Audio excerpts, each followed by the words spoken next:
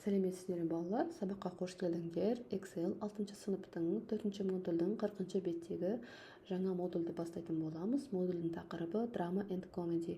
Балалар, сабақты бастамастан бұрын арнама тіркеліп подписация етеміз. Одан кейін сабақты 5-10 минут вақытымызды бөліп, сабақты мұқият тыңдап аламыз. Тек содан кейін ғана орындаймыз. Сонда сендерге барлығы түсінікті болады. Бірінші тапсырма exercise 1. Read the definitions of drama, tragedy and comedy. Мұнда берілген анықтамаларды оқып аударып алайық. Drama is a literature that is written in order to be performed. Драма бұл әдебиетте жазылған, жаңағындай сахнада орындау үшін жазылған әдебиет түрі. Ал tragedy is a story ending and happily with something terrible happening to the hero. Ал трагедияда әдетте хикаяның соңы бақытсыз аяқталады. Яғни трагедиядағы, кинодағы басты кейіпкерге бір нәрсе болып аяқталады. Comedy is a funny story which usually has a happy ending. Комедия ол қызықты оқиға, әдетте ол бақытты болып аяқталады, соңы бақытпен аяқталады. Exercise 2. Read the blurbs and in pairs decide whether these plays are comedies or tragedies. Give reason. Мұнда біз төменде берілген мәтіндерді оқып анықтауымыз қажет. Ол комедия ма немесе трагедия ма? Осы жерде екінші тапсырманы оқып аударып алайық, одан кейін анықтайтын боламыз. As You Like It by Shakespeare. Rosalind dresses up as a boy and escapes into the forest. There she meets Orlando. What will happen when Orlando finds out she is a girl? Дейді. Мұнда Шекспирдің шығармасы. Розалинда ұлдың киімін киіп алып дейді, орманға жүгіріп кетеді. Онда ол Орландоны кездестіреді. Ал Орландо оның қыз екенін білгенде не болды деп сұрап тұр. Яғни екінші тапсырмасы, бәрін оқып қояйық, одан кейін тапсырманы орындаймыз.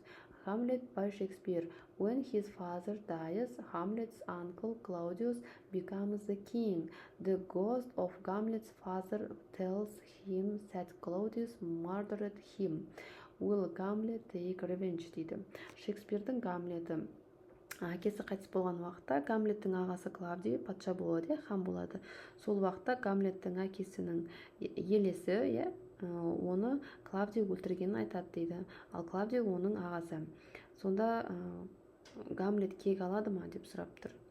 Romeo and Juliet by Shakespeare. Romeo and Juliet like each other, but their families are enemies.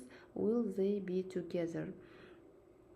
Шекспирдікі Ромео және Джульетта. Ромео мен Джульетта бір-біріне ұнатады, бірақ олардың отбасылары бір-бірімен жау. Олар бірге бола алады ма деп сұрап тұр. Енді өзіміздің ойымызды жазайық. Ол комедия ма немесе трагедия ма? Мына бірінші суретке кететін болсақ, I think this play is a comedy because hiding the fact that she is a girl will be difficult and funny. Менің ойымша бұл пьеса комедия, өйткені оның қыз екенін жасыру қиын және күлкілі. Келесі екінші Гамлетке байланысты. I think is a tragedy because either Hamlet or his will die in the end. Менің ойымша бұл трагедия, өйткені Гамлет немесе оның баласы ақырында өлді дейді. Гамлет жаңағы ненің баласы мынау. Мына бұны айтып тұр. I think, мына үшінші суретке келейік енді Ромео мен Джульетке. I think it's a tragedy because they are not allowed to be together and they will have to go through many difficulties. Менің ойымша бұл трагедия, өйткені оларға бірге болуға рұқсат етілмеген, және де олар көптеген қиындықтан өтуге мәжбүр болады. Сонда да олар бірге болмайды. Дұрыс па балалар?